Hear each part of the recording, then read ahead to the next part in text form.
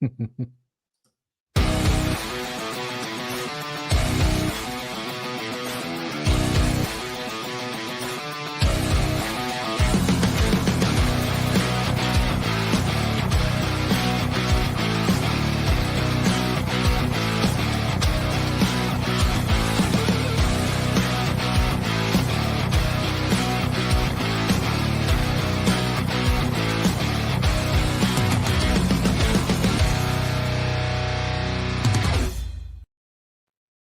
legends, and welcome to the Thursday Sesh by Celtic Down Under. I'm your host Jared, and joining me tonight we have Dan, we have Willie, we have, it looks like it's Jota by the looks of it, according to his screen, as Gerard, and yeah, we're here to talk about the escape from Easter Road that happened this morning, our time, last night, UK time. So, how you going, Willie?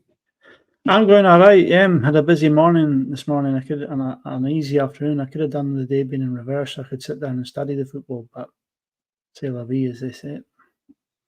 How you going, Dan? Yeah, good.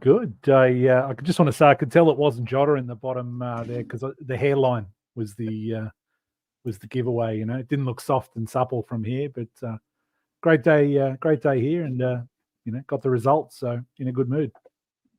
Jared, how you doing, mate? I miss someone. There's a player that we used to have that we really need, and I really, really miss. And it's Quan, and he's gone to St Mirren. No, Jota. We need creativity. I'm not in a good mood. I don't care if we won. 3 points. Yeah, that's great. That wasn't a win for me. You'd like scoring 2 penalties. That's escaping from Easter Road. That's not a win. That's bullshit. Yeah, but so I guess I'm on the negative and you're on the affirmative. Papering over the cracks is the way I see it. It wasn't a pleasant game. So yeah, we'll get into it. We'll talk about that. So yeah, we'll just go through the it's obviously 2-1 result, as we're all aware of. Starting lineup, there was a few question marks going into it, like after the form from the weekend, what was the lineup going to be like? And the fact that Rodgers come out and had a completely changed front three, starting Ida, and then have Maeda and Kun out there with him. And then the other question was always going to be, okay, is it going to be Bernabei at left back? It had to be, but Welsh started instead of Naroski. So yeah, I just thought it was a bit of a ballsy move by Brendan, just pulling those 3 main guys out and making the changes. But I think the only positive to come out of that change was at least we found a penalty taker now. Ida gets up there, and how long was it on before both penalties where VAR gets involved and all this sort of stuff, and he gets up and doesn't even look like missing. So that's the only positive from the game for me. I think the rest of it was an absolute shambles. So Joe Hart. What's that? Joe Hart. Yeah. He's actually good this year, I'd say. Yeah. We'll get through that. So what we'll do is I'll just we'll go around first, and we'll talk about the first penalty with Trianis, with the headbutt on Johnston, putting him in hospital and all that. So Willie, what was your thoughts when that happened at the time? No, it was a clear penalty. I mean, his header was just so late. It was unbelievable. I mean, it's just Johnson got his header away, and then the collision happens straight after that. So it's a late header. Anywhere else on the pitch, it's a foul. If it happens in the box, it's a penalty. And there's no complaints. Nick Walsh pointing to the spot straight away, and then we had Alistair Johnson stretchered off, and we're a man down after 5 minutes. So it's a clear penalty, and it was a well taken penalty. I've no complaints about Ida stepping up and taking him. If he takes him with that sort of confidence, then that's fair enough. He's our new penalty taker. And Dan, what are your thoughts on that clear pen? Yeah, look, I could see some complaints live. I was like, head clash, these are difficult. But when you watch it back, it's so late. It's clear, it's reckless. I think it was Trianis that was the big buffhead that came flying in. It's just, it's a clear pen every day of the week. It's a foul anywhere else on the pitch, and that should really be the barometer. So, for all the conspiracy chat and the tinfoil hats across the road, and it's a pretty clear pen. I thought they both were, to be honest. So. Yeah, 100%. So, yeah, I'm just looking at that going, clear pen. Thanks. That penalty came clearly straight from Australia. It was, it was Travis looking after us. But, yeah, feel bad for AJ, but I did love his picture he put up later on where it's like 3 points in the bag and he's in hospital celebrating. But at the same point, I finished watching the game at work and I was like, we scored. And I was like, yes, we won. But then the rest of the day I was just like, smashing a keyboard. I feel bad for it. IT probably need to get me a new keyboard. So I take it out on them. But yeah, I just we'll have a general chat about the first half. So I think for the first, say, 10, 15 minutes of the game, we tended to control the game and it was played more on our terms. And then we fell off a cliff, basically. We got that one goal up and there was a couple of minutes after that where we were still in control and then it became a lot more open. And then, yeah, realistically, as we get into the second half and everything like that, they controlled the game. But I just thought it was not the game I was expecting. We need to be a lot better than we are. And you'd look at, remember in Rodgers' first stint, he'd be up and always standing on the sideline. And then he'd go to the bench and sit down, get his notepad out, write down some notes, then tuck it away and get back up. I don't see that fire from him. He just sits there looking like Lennon did in his second stint where he was just on the bench all the time like this. So, yeah, I don't know. The whole body language, we can talk about that, being body language experts and all that sort of shit. But, yeah, just, I don't know, something not right there. And all credit to Hibs, the fact that they actually, and Monty, the fact they came out and actually played, they were the better team on the day for me. But yeah, I just thought first half in particular, there was one recurring theme for us in attack.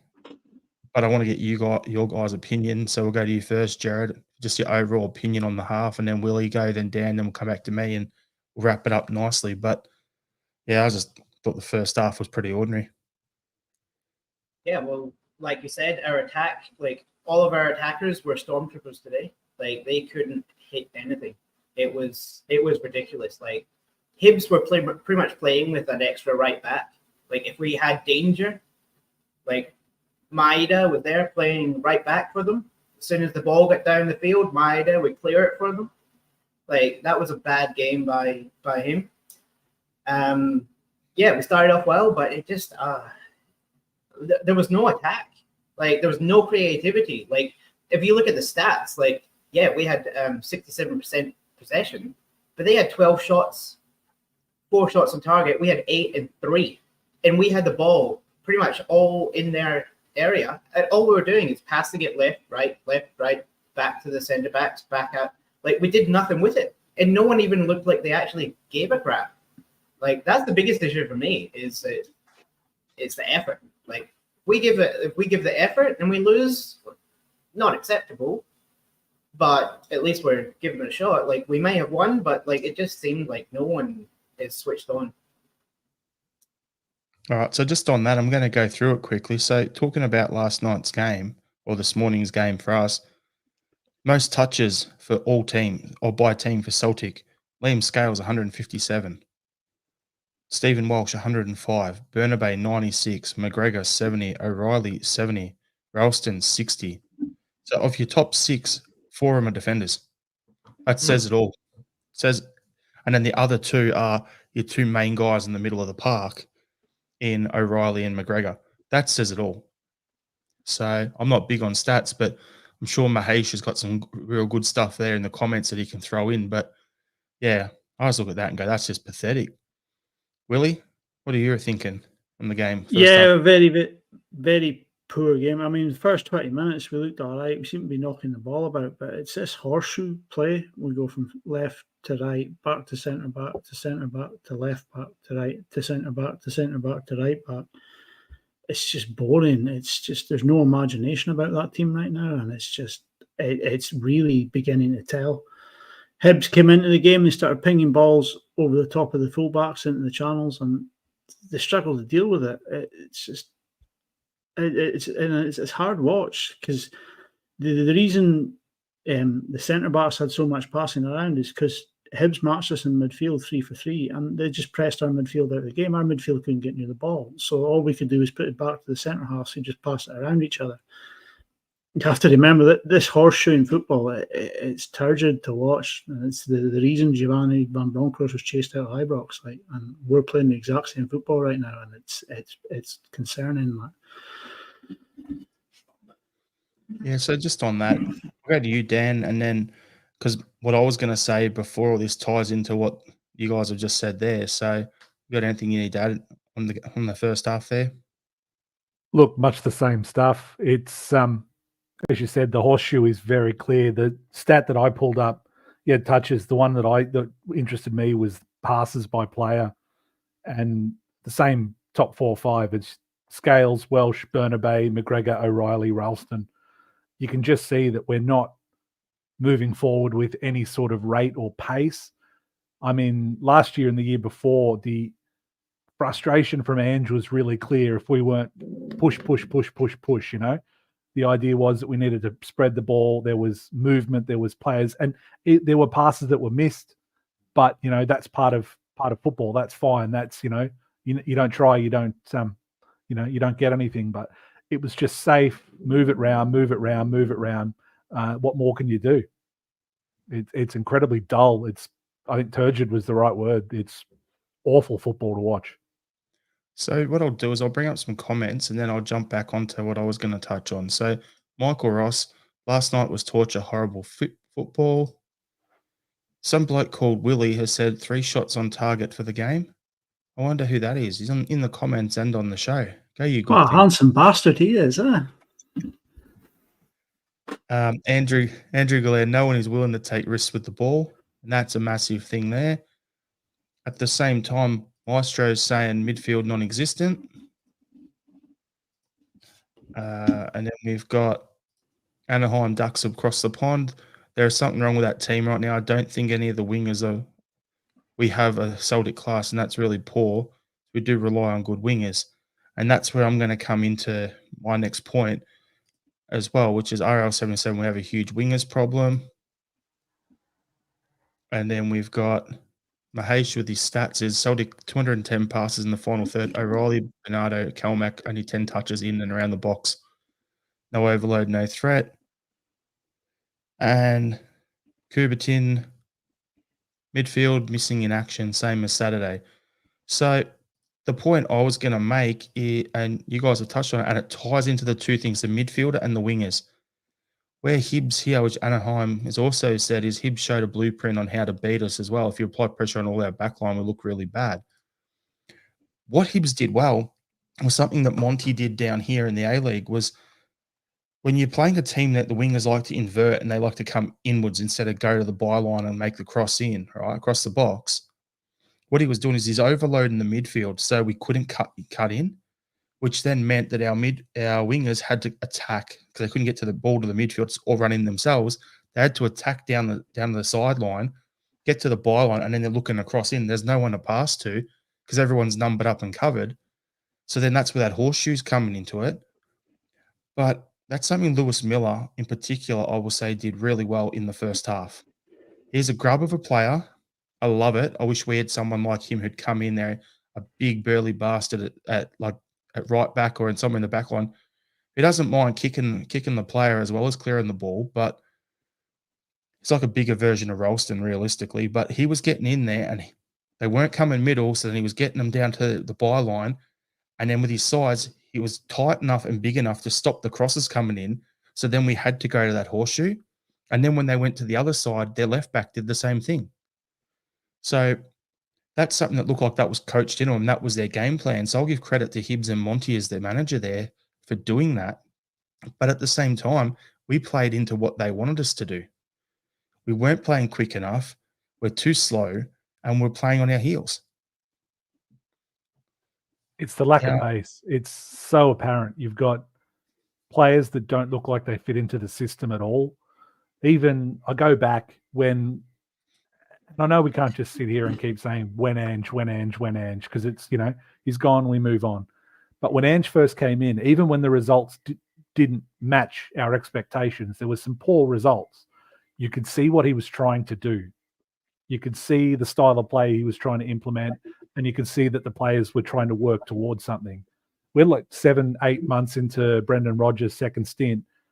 I can barely see what we're trying to do aside from just maintain possession. That really, it's safety first, maintain possession.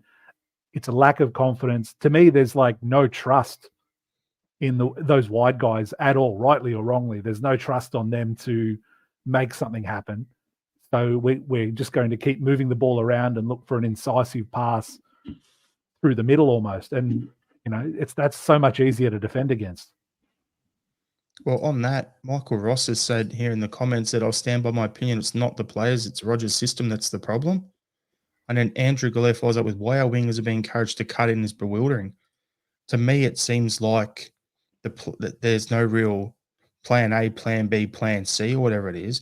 What it looks like is we'll go out there. We've got the better players. We've got the higher wage budget, so we'll get the job done. And that exact mindset is what we had going into the 10-in-a-row season, where we didn't sell Edouard, we didn't sell Christie, guys who were going in the last year of their contracts and had wanted to move away. We kept guys who were unhappy, and then we brought in other guys and played people out of position. It's the exact same theory happening now. And like Elizabeth has said in the comments, back the team and manager, 3 points. Yeah, okay, on that point, I see your point, but at the same time, I want better for the club that I support. Yes, we got the 3 points, which is important, but the way we're playing and the way we're going about it, it just doesn't seem like everything is right and everything's chugging in the right direction. And if we were having this discussion after a loss, people would be like, oh, you're throwing the baby out with the bath. What are you being, a bunch of sooks, blah, blah, blah, that sort of stuff. So we have the discussion after a win and it's being negative. So no matter what you do, you're damned if you do, you're damned if you don't. But all of us on this show, the majority of the people in the comments, we all want better for this club. We want to see Celtic get back to its former glory, be the team that's on the up and improving and has these players who are exciting and you just want to get behind. And the thing I said about the last couple of years is we had no dickheads at the club. I loved every one of those players, seeing them out there playing that type of football. I feel bad for Kyogo. Like, I don't know if you saw him after the game today. They're like doing like at the crowd or whatever, and he's just at the back, like probably 5 meters behind the rest of his teammates, just doing this like that because I know he's a little sore or whatever. But even that, he doesn't look like he's engaging with the fans as much. And I love Kyogo. I've got his bloody Christmas bobblehead sitting here right here. That's how much I love the guy. See, there we go. Kyogo bobblehead for me Christmas tree. Pity it came after Christmas, but like, well, I want to see him do well. After the game? Did you see Abada while everyone was celebrating? Wasn't he down the tunnel? Yeah, I don't think anyone saw Abada after the game. He didn't even celebrate with the team. He was gone down the tunnel as soon as the game was over. He wants out. Aye, that's obvious. Well, let's go on that quickly. At the end of this season, O'Reilly will want his move and he'll probably get it. Abada will want his move and go. We'll probably go through that same issues again with Hatade. Will he, won't he? And then the question's going to be, what's Kyogo going to do? Because if he doesn't play and he's not enjoying his football, I can see him wanting to move too, as much as I don't want him to. So it's disappointing. There's probably others are missing as well. Yeah. But it is really concerning because for weeks we've been talking about, well, it's a low block. These teams are just putting 2 banks of 5. They're no interest in stepping out and playing football. We've got to try and break it down. And if they were to step out, we would pick them off quite easily and get goals left, right, and centre. And the last 2 weeks in the second half of the game, teams have stepped out against us. They've pressed our midfield, and all they've done is press what little creativity we have in the middle of the park out of the game, and we can't do it. Like, I mean, that team under Ange, if they'd stepped out like that in any games under Ange, we would have just picked them off. I mean, 3 or 4-0 quite easily, quite comfortably, because there've been spaces to exploit with that heavy overloads in the middle when you play that 2-3-5 or the 3-5-2, 3-2-5, whichever way you want to look at the setup. Right now, we're playing a rigid 4-3-3, and it's just like, let's just try and draw a player out of position. Nobody's coming out of position. It's like they're stepping out, they're pressing us, and we can't create that little opening for ourselves because anyone who's any creativity has been pressed out of the game. So we push the ball further back down to our half of the pitch, and then that's why your defenders have got such high pass rates. It's not enjoyable, and it comes down to the manager at the moment, and he needs to figure out quite quickly how he's going to sort this out, because it's not going to take long for the fans to start realizing that something isn't right here, and change might be needed. The question on that, Willie, is really simple. Rodgers has got to work out, can he make this work with the players we have at the club and get us going in the right direction again? And if he can't, does he want to be here long term? Because they're the two options. It's going to be so much easier, and it is so much easier to move on from your manager than it is to move on 30 players who are all on good wages, and some may not get that money again. So it's a little bit frustrating, but I'm going to bring this up because it ties into what you're saying there as well, Willie, like the ball speed. Like Rodgers isn't playing the ball into feet. There's a lack of movement of playing the ball into space for the players to run onto. It's too slow and easy to mark up. That's one thing Maeda did well for the first 15, 20 minutes. He was getting those runs down the wing and getting him behind, and the ball was going in. Yeah, he was offside a couple of times, but he was making those runs. And then what happened? Got flagged offside, then he stopped making those runs, and then the game turned. So, yeah, it was a little interesting. So you're saying teams step out against us. So we'll go into the second half. And as I said earlier, I thought Hibs completely dominated the majority of that half. It's an open game. They had the better players. They play it in terms of, not in terms of skill, but their players were playing better. They were playing more free, more aggressive, and they looked like they're enjoying themselves. If there was a 50-50 there to be won, they were getting it 9 times out of 10. So the hunger was there for Hibs. They saw us and thought it was like a wounded deer or something like that. And he's like, oh, here we go. So, yeah, it's just teams are looking at us and thinking, oh, yeah, this isn't the same with Celtic. So, yeah, I'm just finding it very frustrating to watch. But, yeah, Dan, what was your take on the second half? Look, much the same. I think someone said it in our little group chat this morning. It was not uncommon last year if we were, tied up or behind with 10, 15 to go. You felt confident. There was time to get something out of the game. The chances were being created. This morning, I didn't think we looked capable. We could have played for another 3 or 4 days and not created a clear-cut chance without that second pen. We looked so cumbersome and so ponderous on the ball. And the longer it went on, the more Hibs could see we were there for the taking. They had their opportunities to finish it. And, we were quite lucky to get away with 3 points. So, I mean, I'm not sure how that comes through, but in all honesty, you could see we had guys coming off the bench that are clearly out of form. Rodgers has lost a bit of trust in. It's 3 of the 4 guys that he dropped to get that front 3 going again. And the system, the play, it doesn't fit for Kyogo. Maybe it fits Ida more. I don't know. Kyogo looked headless out there. No service. The movement around at that point was absolute rubbish. Rodgers still doesn't know Kyogo's best position in this team and in this system. And how far along into the season are we? 7 months? 6, 7 months? That says it all. It's just, 14 games to go or 13 games to go? And he still hasn't been able to work it out. Like, I could get my 13-year-old nephew to jump onto FIFA or whatever the game's called now, FC 24, whatever, play 3 or 4 games on that, and he'd know what Kyogo's best position is. Just from playing that. It's not hard. Anyone who plays Football Manager would know it. Anyone who's watched Kyogo the last couple of seasons would know that. There is a simple reason here. And I look and go, how can Rodgers have the blinkers that firmly on that he can't spot this? I'm sure, Gerard, you can spot it and know what his best position is. Bench.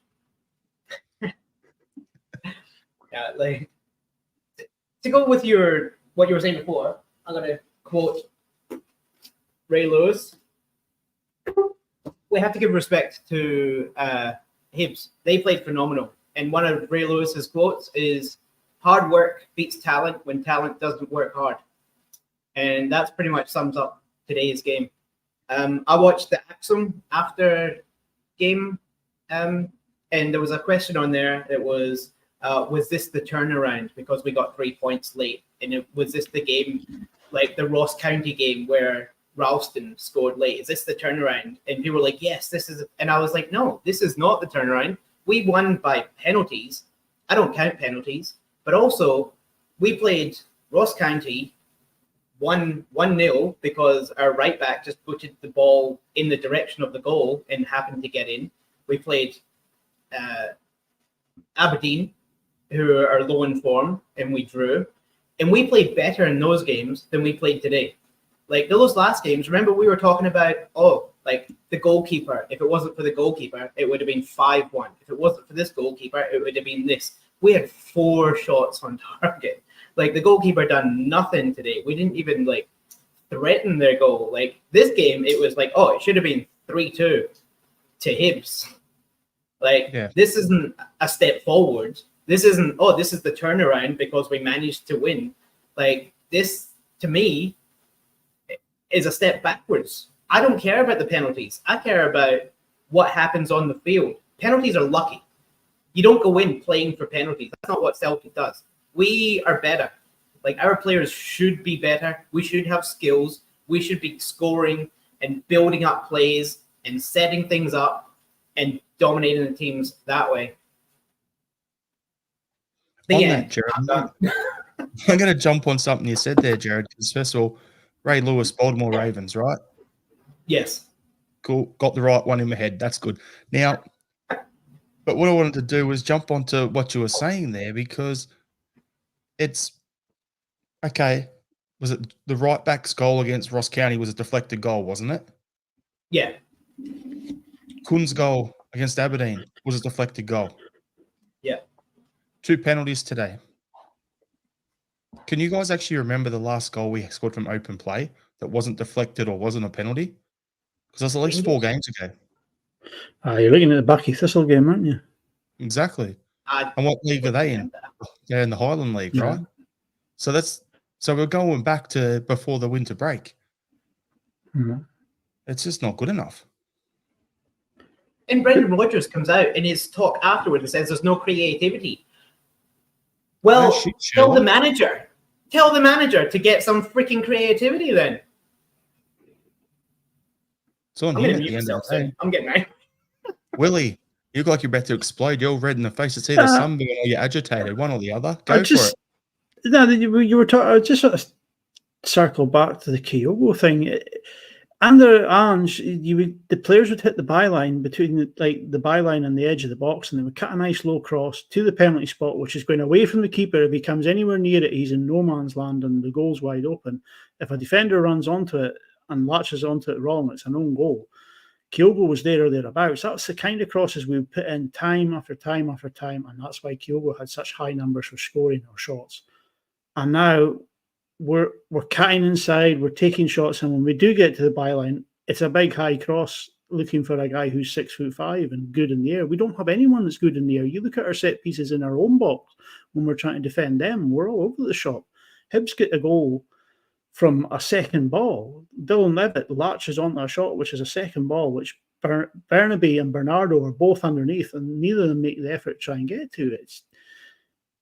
I just don't get. I mean, sometimes you can say managers need to pick a system to suit their players, not players to suit their system. If you've got enough money, you can pick the players to suit their system. But right now, Rodgers is picking his system and putting players out of position or playing ways that just doesn't suit it. He needs to realise that there's a way to play this team and there's a way to get a tune out of this team, and he needs to unlock that potential, and he's not doing it. He's sticking rigidly to his own patient build-up where we're just going to keep passing the ball around, draw a player out of position. That might have worked the first time he was in Scotland. Players have adapted to this ultra-low block where nobody leaves their position, and it's just week in, week out, we're getting found out. We're just too passive. On there, Willie, I'm going to jump on it. You said they scored, their goal was from a second ball. Go back to the first half. When a cross came in, Hart looked like he was about to come for it and then didn't. the right back and I think it was Welsh at that point didn't close it down, and Scales managed to somehow save it while going to ground and getting deflecting it, right? Yeah. That would have been a second ball as well. So Yeah. it wasn't just that one in the second half. We got the warning shot in the first half and didn't learn from it. So yeah, it's just ridiculous the way it's playing. So yeah, Michael Ross. Does Rodgers motivate these players? Yeah, probably motivates them to want to leave in the summer. Andrew Galea, the whole squad is to change to suit Rodgers, and it's been crap all season. Yeah, so it's his ego over the Celtic Football Club. There was a treble-winning team last year, and we've lost 4 first-team players from last season. That's it. We brought enough guys in to fill those gaps. We still had the weak spot at left back, obviously, but the rest of it, there's enough talent there. I honestly look at guys like Kuhn, and I look at guys like Palmer, and I go, imagine if Palmer was working under someone like Ange, what he would demand and his work rate would be, and what he'd have to do. So you look at some of the players coming in and going, are these someone like Bernardo in an Ange system would have been magnificent. A guy like Home, you can imagine what he'd be doing. Can't even get off the bench. So I just think the whole system is just it's kind of hell in a handbasket, basically, and something's got to change because, yeah, Dermot Desmond, get your ass in the door and sort this shit out. Yeah. That's the point. Talking about Palmer, but yeah, talking about Palmer, like you can tell that he's not being like he's doing whatever he wants. Like he's hogging the ball. There's people open, and he's like, "No, I'm going to try and beat someone," and then gets the ball taken off him. Like, and then after the game, like it's showing someone, and you can see in the background, he's abusing the crap out of Bernabé and just yelling at him for whatever's going on. And I'm kind of like, you weren't much better. Like you lost the ball several times. Like so you can see in the background it's happening on the field. Like the team is not together, and that comes down to the manager as well. As I said in our chat about that thing in particular that you said, when did Palmer come on for the last 20 minutes or so? And he lost the ball, I think it was 3 times, and Bernabé was the guy to bail him out and clear his lines and everything 2 of those times in the last 10 minutes of the game. Yet there he is having a go at him for covering his ass. Nah, man, it doesn't work like that. It just frustrates me. The thing with Palmer is, like you say, Jared, he goes to take a guy on, but he gets scared. He goes 2 paces away from the guy, looks him in the eye, he gets scared, turns around and passes it back. It's like, what are you doing, man? Stand him up, run him down. You've got the skills to beat him, but he doesn't do it. He doesn't use it. Like, and then when he does get to the byline, his crosses are just pathetic. Like, As I said I on could cross Monday, better than he could. Like, you know what I mean? I'm a goalkeeper. I said on Monday that Palmer he just reminds me of Samaras. Get him in a big game like in Europe, Yeah. and he did well, and he played quicker. But you get him in the league, and he just frustrates and flatters to deceive. And yeah, he just gives me the Samaras vibes. Something shocking. He feels We're to doing a me lot like of today. I keep interrupting you, Dan. I'm going to let you go. it's starting to feel personal, mate. I'm starting to know. Give him a cup. Well, I went to get a book to quote just like you did, but the only one I had was that. So Get that off the screen. I won't make any quotes on that one. So I looked around. I was like, "There's got to be anything else, surely." No, Palmer to me is a highlight reel player. He has some skill. He has some ability. He looks fine on the ball. He doesn't back himself. He's not willing to make a mistake. He looks worried to make a mistake. Like he doesn't want to try and take a man on and beat a man or, do something with the ball at his feet. He wants to do what looks good on, get a couple of touches here and there and then take the safe option back out. And that it just slows everything back down. We're going back through, we mentioned it 5 million times already tonight, but we just go back through the horseshoe again because nobody wants to make that move. The only guy that I've seen put any decent forward passes in over the last couple of weeks has been Naroshki. He's put some shockers in, but he's put a couple of really good passes forward as well. And it's like, is that where all our creativity is at the moment? A centre half that can't defend. It's ridiculous, isn't it? So I think what we'll do is we'll just quickly go through we're player focus. So we'll talk about the team. We'll go through it, each player individually quickly, and we'll just give them, we'll go around one at a time and just give them a score on how they played. So like I'll start off with Joe Hart, then Dan, you can have the next player, Willie the next. So give 1 or 2 sentences on their performance against Hibs and a score out of 10. So I'm going to bring up a comment here from Andrew Galea. Hart saved us the last 2 games. Yep. He was probably our second best player, in my opinion, in this morning's game. So I'll give him an 8 out of 10. Dan, we'll go to you for the right back position. So that means you can cover off AJ and Ralston. Yeah, I thought AJ was strong. A lot of big challenges in his 30 seconds or so that he was on the pitch. Ralston was fine. As we said, a lot of touches, a lot of passes, but nothing spectacular. It's 5, 6 out of 10. It's what you get out of a Tony Ralston. Willie, you can have the centre backs. I'll just throw the whole group to you. You're on mute, Willie. I'll give Scales a 5. I think he was a little bit defensively unsteady from time to time, and his passing was woeful in the first half. It was a bit better in the second, but it was all over the shop in the first. I'll give Welsh a 6. He was okay. He did nothing spectacular, but he was okay. And Nawrocki, when he came on for Welsh when he went off injured, I give him a 4. It was late in the game. He didn't really do anything wrong. He didn't do anything right. So just a 4 for a 20-minute performance. Jared, I'll let you have left back, so you can have Bernabei. Oh, I'm going to go 4. Like, he done a couple of good things that I remember that stood out during the game, but he's also, like, at any point, he could, like, let in a goal or 2. Like, even with the big cross that came across, he looked lost. It looked like nothing was happening. The guy was unmarked at the back post. Like, it was lucky that we didn't give up that. His passing is erratic. Like, he runs around, it looks like he's just on speed. Like, he's running around, tackling everyone, kick the ball to everyone. It'll get lost, and then he'll be like, "Oh, I lost the ball. I better go get the ball back from that guy." He's running across the field. Like, I know I'm a left back, but now I'm at freaking right wing because I'm chasing the guy that I lost the ball. And then the ball gets crossed, and he's like, "Oh, I'm meant to be back there now, and there's no one covering me." That's Bernabei. 4.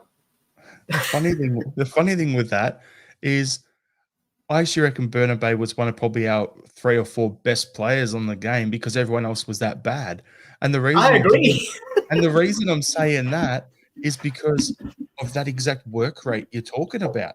Like, everyone else was playing in slow-mo and he's playing handball. That's the way I looked at it. Like, as you said, he's playing left back. He's up at left wing. One point he was in the 10 position. Another time he's pressing their right back. So, sorry, their left back. He's pressing them, then drops into the midfield, helps Kelmack out, and then Kelmack intercepts, and then he finally got back to position. So he did a big loop on the whole pitch. I'm just like, he closed down 3 players in that whole movement, and that's the sort of thing we'd see from Maeda last season and Kyogo, and that's our left back doing that. So, yeah, I don't know. It was a but bit the of thing with Bernabei, he'll do it all and then pass it to one of their players on a through ball and give up a goal. Bernabei will do it, and he doesn't understand why he's doing it. He's just like a bull in a china shop. That's the easiest way to sum him up. He's like watching. He gives effort. It's when you go and watch an under-6s game and you're watching like your nephew or your aunt, and it's just run to the ball, do this, do that, run, this ball, that ball, and you're like, you're supposed to be playing in this position, mate. Hang on, you're supposed to be over there now. It's pretty much any junior sports, whether it's like AFL or football or whatever. It's like the ball's here and everyone's here in one big group, like just running around. Yeah, it's like that. Yeah, it's like a tornado. Yeah. I think he knows his time's coming up and he's trying too hard. I think his effort and desire is awesome, but he just needs to pull it back a little bit. Yep. Yeah, so then I'll go Calmac. I actually reckon he needs to be rested. His last 2 games have been probably some of the poorest games I've seen him play in a couple of years. Now, I don't know whether that comes down to the system, whether that comes down to he's played a lot of football and he's just needs a rest or what the go is. But I can't wait till someone like Awada comes back, because I think what Kelmac needs is someone there to be in the number 6, the midfield destroyer, just get in there and knuckle down and hold that fort down. And then Kelmac can go and play that bit more. We miss his runs when he pops up at the edge of the box, that sort of thing, especially with Turnbull moving on. We need someone from midfield coming forward. And I would love to see Awada get more games and free Kelmac up into that 8 to start playing that way again. I think he'll be more influential if he does that. Jared pointed at the screen. He's got a point to make.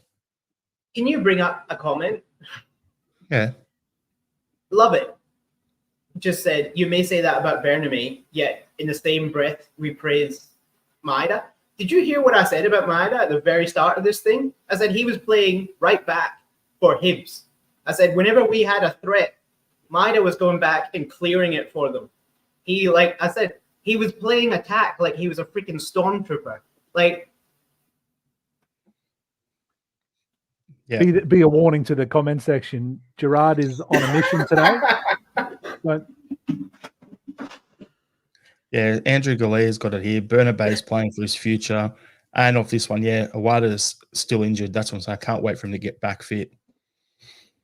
So we'll go O'Reilly. We'll go to you, Dan.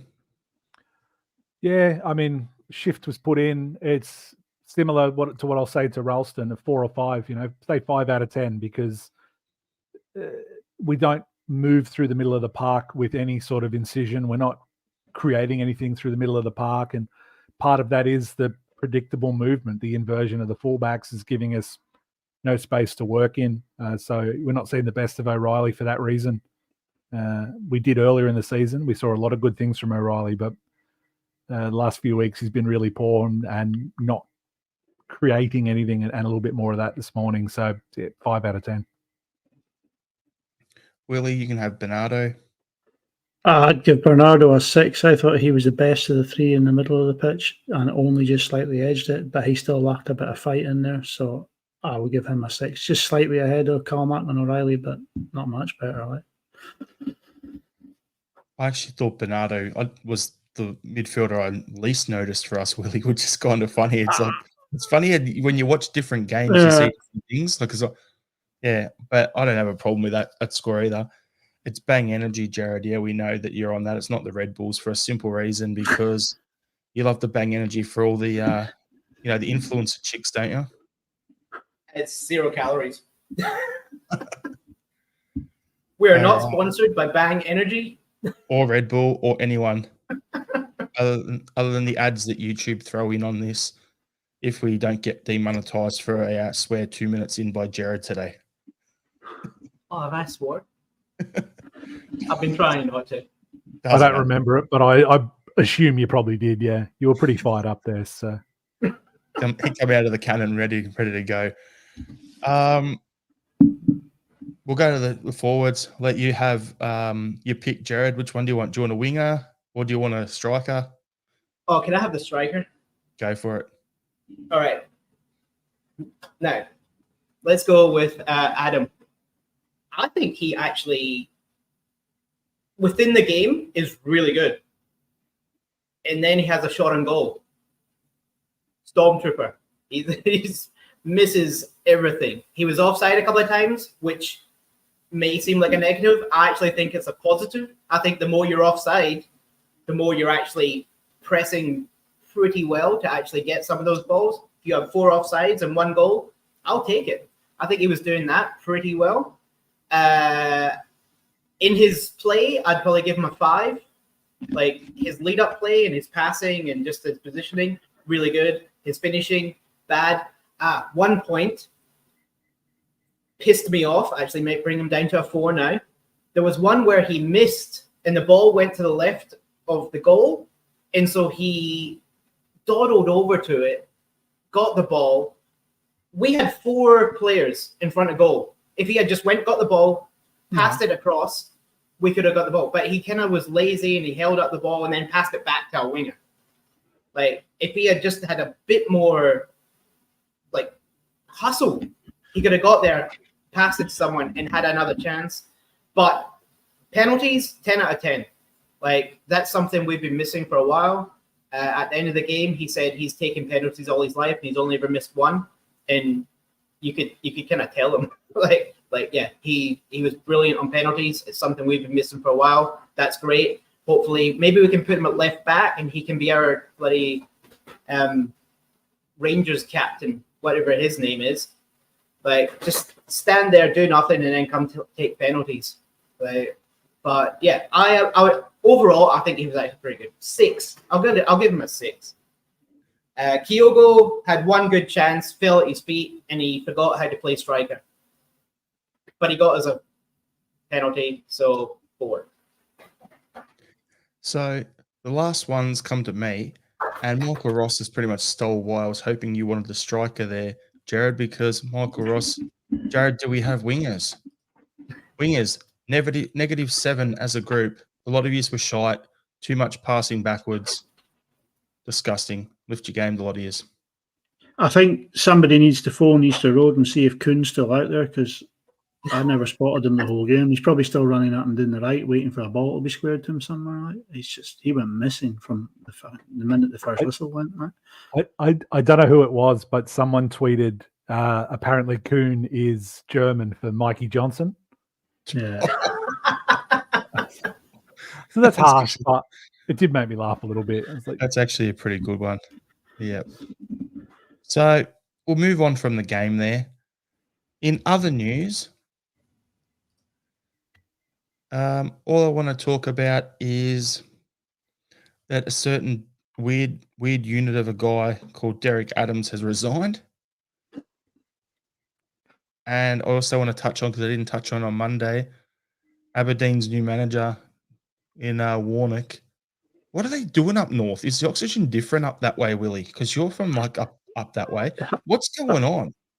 But higher altitude. That Derek Adams one, that's just, I just don't understand that. He's come back, signed on the dotted line, not really done his homework. He's obviously friends with the chairman of Ross County from his time there previously, and he's just come back and said, okay, I'll take the job. He's taken one look around the dressing room, one look around the training pitch, and just thought, oh shit, what have I done here? Like, what a mistake this one is. Like, you know what I mean? And he's been trying to work his ticket out from like the third game in, and it's just horrendous. It's just to see the state of it. I mean, he could have bumbled on to the end of the season. The way Livingston are in free fall, he would have survived relegation, and he probably would have picked off the championship team in the playoff, and he could have walked away and says, look, I kept you in the Premier League. I'm off back to manage lower league teams in England, but I just don't get the whole decision. I'll come back, I'll hang around for 12 weeks and try and get myself sacked by saying things in the press. That didn't work, so he had to just bite the bullet and put his resignation in. And Neil Warnock, well, he's the press's dream. Like, the press will be eating at the palm of his hand. He's just going to start saying random things that just going to make headlines. But he said something this dinosaur. He said Aberdeen were a muck and nettles team. Aye. And even the guys on the BBC radio were like, sorry, what did he say? And what is that? What?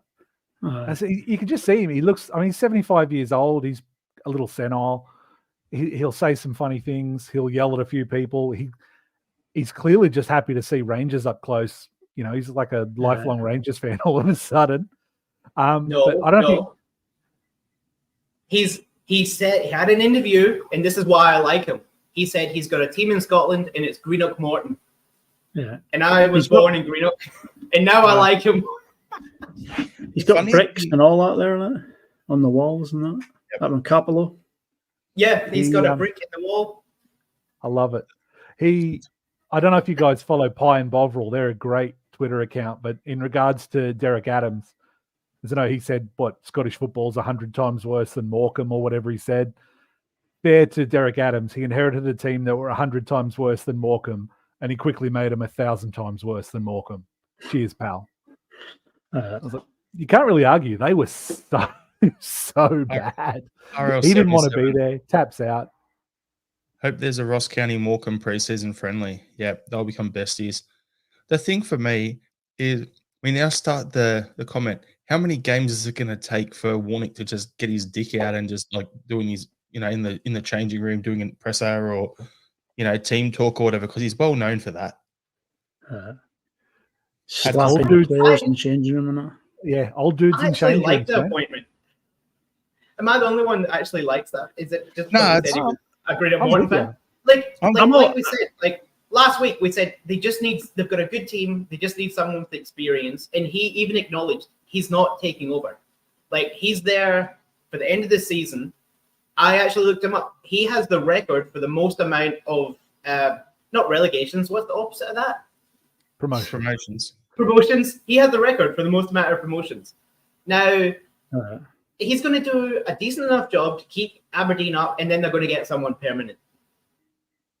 Isn't that what you want? Like, if you were an Aberdeen fan, like, it's just someone with experience that can get the team kind of driven while you actually find someone. You don't just throw, like, last couple of times, they've just thrown someone in. It seems like they're actually doing a bit of due diligence and actually looking for someone to be a permanent solution, but they've got someone with experience to finish out the season that's going to make sure they're going to get in a high enough position. Right. I think that's a good signing. I don't disagree. And he's he's a Morton fan. I don't disagree. He's box office for an SPFL that's kind of meandering to two teams at the top in a title race, and everyone else just trying to either scrap it for 6 or stay up. And let's be honest, Livingston are just about toast. So half that equate, yeah, right as I say that. So it brings something, and I mean, I don't know if you guys listen to a lot of the BBC radio and the Sports Sound and Super Scoreboard and all that, but it's generating talking points. It's interesting. As you said, he's going to say some absolutely mental shit. I was reading, just randomly, and it was something, it was like early 2000s. He joined it was Premier League or Championship, and he convinced the players, we're going for like a 10-pin bowling day out, and we'll all throw a tenner in, just to make it a bit interesting. And after they all throw their money in, he pulls the professional bag out with his gloves and with his, goes bowling every night. All in his shoes and all that stuff. Yeah. Yeah. Bowls the perfect game and walks away with everyone's money. And he's a character. Yeah, he bowled 250. Next best was like 120, so he's more than doubled him. Was like, thanks for the cash. That's dinner for the weekend with the wife sorted. Yeah, you can't ask Loose for much unit. more. No, just Does with anyone else Jared, care about Aberdeen without him right now? I think it's funny. Like I'm just glad now that he's appointed to somewhere. We're not going to hear about him like every time there's a job in Scotland. Oh, I would love to manage in Scotland. Well, here's your chance. It's done. Tick that off your box. It's your 19th senior club that you're managing in your career. Go have fun with that. Whatever. It's kind of like when you used to watch a Royal Rumble when you're young. You have like The Rock and Stone Cold in the ring, and then this old timer would walk out, like Hacksaw Jim Duggan, and he would wrestle around for 10 minutes before he would get knocked out. And Derek Adams, he's like the equivalent of Santino Marella, just walks in the ring, gets thrown straight back out again. I was just about to say that, really. It's brilliant. Yeah, so that's just something there to talk about. Well, we've got a couple other topics here, but we'll keep them for next week. We'll talk about them, about the current board situation, what's going on there, and transfer failings over the years that we've had as a club, and what we think we need to do. So we want to just focus on we'll do some zombie watch, and then we'll do a preview for the weekend's game against St Mirren, and then we'll let everyone go out the way because it's getting a little late for Willie over in New Zealand. So it's time for Zombie Watch. So Dan sent through some tweets that he found online earlier today, or whatever they're called on X now. So we'll bring them up on the screen and we'll have a bit of a chuckle. I haven't read these, by the way, so I hope that you've proofread them and there's nothing that's going to get the show or the channel taken down. I think we're all right. Okay. So we'll start off with this one. Notice how refs and VAR have suddenly started doing their job correctly ever since Rangers tried to throw them under a bus.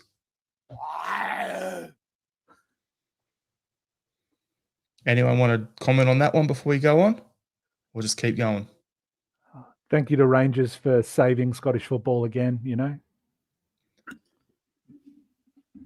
Never have seen a penalty for a head clash. Never have seen a penalty for a foul after the player got a shot away. Can only mean one thing. They are in a title race. Pressure on and getting all the help they can as always. Two things. Who was the referee again? Rangers youth team teacher Nick Walsh. Does he not Who teach was- the Rangers youth team PE? And who was the VAR ref? I don't know. VAR. Andrew Dallas. Oh, aye. As if we're getting looked after. It's laughable, isn't it? It's a conspiracy. Listen, Listen, Andrew, yes. can you turn Oh. the sash down? I can't hear what you're saying in the mouthpiece, mate. Lasunas. I can't believe this clown's getting on our pod, but here we go. Nice of them to give Celtic a penalty early to relax the team. Would have been better to wait for an innocuous foul or something, though, rather than a penalty for a clash of heads. I suppose sporting integrity doesn't apply to the biggest cheats in world football. Do one, Lasunas, you absolute knob. I hope what's that team in Aris Limassol? I hope they do embarrass you again on Twitter. Never seen a penalty for a head clash. Yeah, it's pretty much the same thing as an earlier one. Oh, sorry, I think I sent it twice. Yep. I used to think Nick Walsh was a decent referee, the best of a bad lot, but he's not half, showing his true colours this season. That's a fair few points he's gifted the Greenians this season. Cry me a river, mate, just like your profile picture. Have a look at the tears there.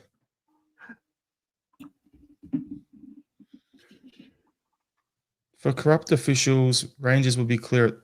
True though, but for corrupt officials, Rangers will be clear at the top and Brenda at Stockport County. A pattern is emerging and it was evident again last night. Rangers are effectively playing against 12 men each week. Still won't stop us.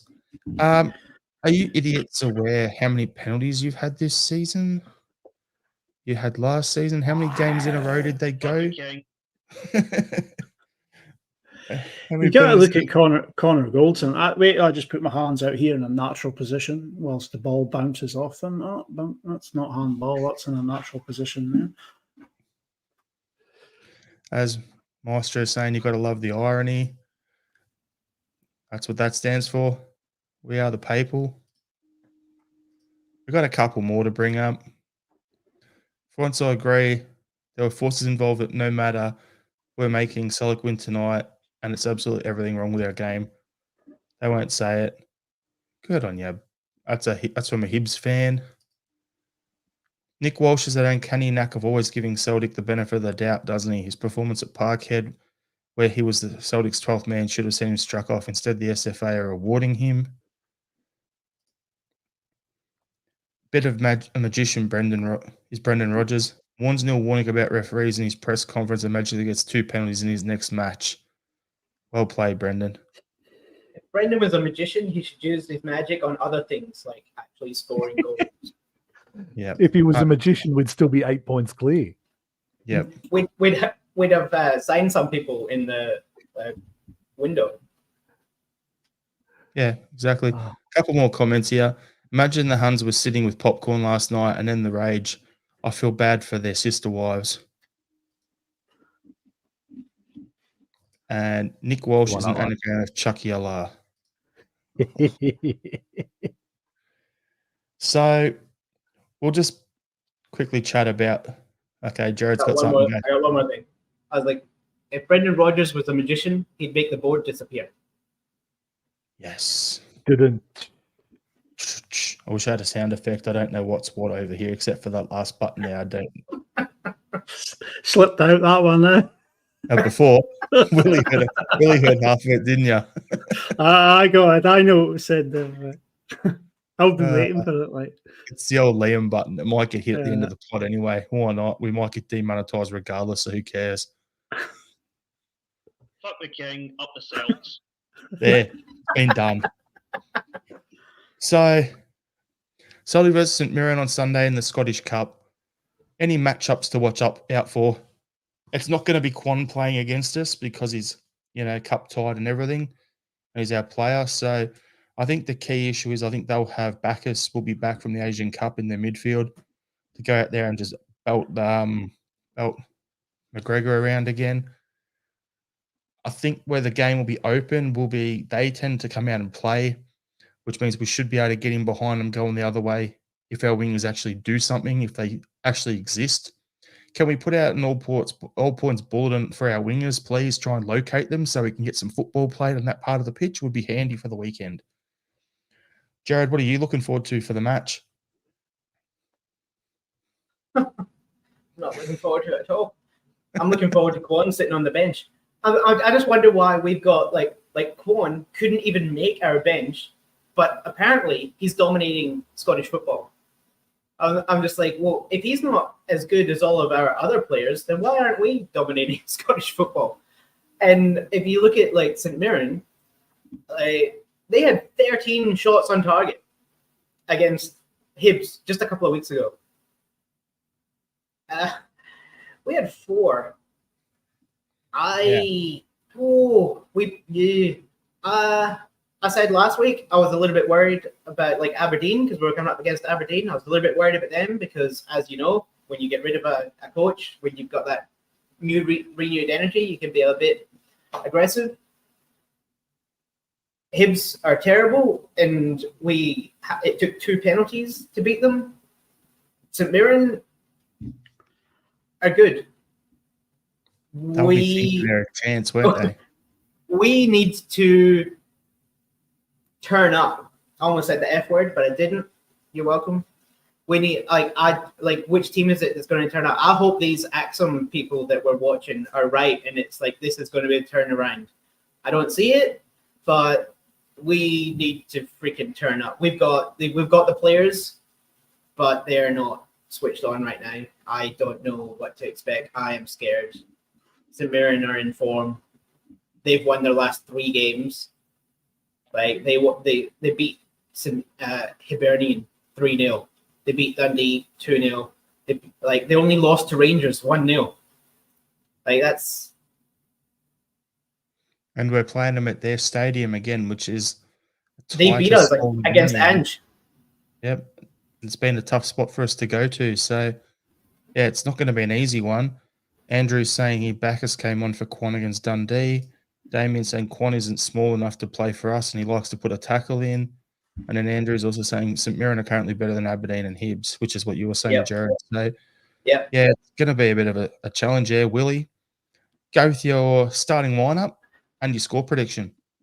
Starting lineup: Hart, Johnson, Navrachi, Scales. I think Greg Taylor should be back. He's in training, so he should be back in. I would go with a midfield 3 of Kalmak, O'Reilly, Bernardo. And up front, I'd have Maeda on the right, Palmer on the left, and Ida through the middle. And Dan, have your score prediction, Willie? No, on you go, Dan. You get the score prediction. I'll let you go first. Dan, give you a lineup and score prediction. We'll make it nice and easy because my lineup's identical to Willie's, so nice and easy. I'm going to go 2-1 Celtic, possibly a penalty in there as well. My lineup is the same, except it will be Ralston at right back instead of Johnson because he ended up in hospital. Who knows how he's going to pull up? So that's the only change I'd be having there. And who'd you say, Naroski at centre back? Yeah, I think Welsh is out. He's got a tight hamstring, out, so I can't see him being fit. Yep. Because we might have Lagerbelka on the bench. There you go. So for me, I think we'll win. It's going to be a 3-2, though. It's going to be a high-scoring game. We're going to have 2 deflected goals, and then we're finally going to have a proper goal later on for the match winner. There it is. And Jared, what's your starting lineup and score prediction? My starting lineup: Hart in goals, MVP for this year so far. I'm going to go with a 3-back again. I said this last week. Our biggest threat is on the counter-attack. Let's just put 3 back. We end up getting stuck with no one back if we're not getting any pressure. I'm going to go 3 back. I don't know who's going to be fit, but I'm going to go Scales, Rocky, and then whoever the hell is fit. Whether that's Welsh or Johnson. That's my 3 back. Midfield, I'm going to go McGregor, O'Reilly, Bernabe, and Holm. And the front 3, I don't care. They were all as bad at each other. whoever's in form. Pick whoever you want. Like, they were all terrible. It's hard to But- disagree with you there, Gerard. Like, you know, and it's So we've got some comments here. Danny boy, if we go to pens, can I take them all? You'd hope so. Just put a moustache on for one, chuck a beard on for another, put an afro on for another. You're laughing, you're all good. Damien, 1-0 to Celtic and my blood pressure through the roof. And Maestro, I'd start Kyogo up with Ida. Yeah, I would too if we went to 2 up front, but do you really see Brendan doing that? That's the thing. Just on that, Ida looks like the sort of striker that would play really well with the 2 up front. The hold up's decent. He's got a bit of strength and size about him. It's really only the shooting that he really didn't look good in play. So having him next to someone, it'd be interesting to see how he handled that. I think he'd be a really good foil for someone, but we're not going to do it. So, well, when Rogers was in last time, he was talking about playing Dembele and Edouard together up top, and then one for the Australian football fans in the national team, we had Viduka with Kuhl playing off him, and that's how I see the potential partnership of an Ida and Kyogo linking up, working well together. Or if you're from a similar vintage to me, you'll think back to the old Dynamo Kiev teams of Shevchenko and Bredbrov up front, that sort of thing. I could see that sort of setup, whether it's whether it's Ida, whether it's Kyogo. We've got 4 guys that can play striker. I'm only playing 1. We really need to get more guys up the front there, more finishers. But yeah, don't think Brendan would change it. But anyway, I think we'll wrap the pod up there. Thanks everyone for listening to our therapy session / whinging and everything like that. Yes, we got 3 points, but it's just not good enough in my opinion. So we'll do our final thoughts to end the pod. So we'll start with you, Jared. My final thoughts. Well, people don't know, but I'm actually head coach of a women's American football team. And we have our grand final this week on Saturday. It will be live streamed. And we are probably going to dominate the crap out of the other team. Just saying, we haven't had a score against us. So that's pretty much my only thoughts for the next couple of days, actually. That's your Super Bowl. Good luck, mate. Get it done. It is. Willie, you got a final thought? when the big yellow things in the sky, put sun cream on. Fair enough. My final thought is because you boys were showing books before, I was put up the one that's sitting next to me. Diary of a CEO, Stephen Bartlett, some guy. And I saw some bloke reading this on the plane next to me. So ended up getting it. Looks interesting. Might learn something. Who knows? And Dan, your final thought? My final thought, just because we've called this the Escape from Easter Road, I'm going to go and watch Escape from New York. It's a banger of a flick. Classic 80s action movie. Kurt Russell, can't go wrong. Are there mullets in it? There's always mullets in it. Don't worry. Yes, then you've got me going to watch it too then on the weekend. Happy days. Thanks everyone for tuning in. Appreciate it. Check out Celtic Down Under for our merch, t-shirts, hoodies, drink bottles. They're all there. All our social media channels are on the top as well. Like, subscribe, all the works. We appreciate it. And hopefully we do much better against St Mirren on the weekend. Hail, hail. Hail, hail. Hail, hail. Goodbye.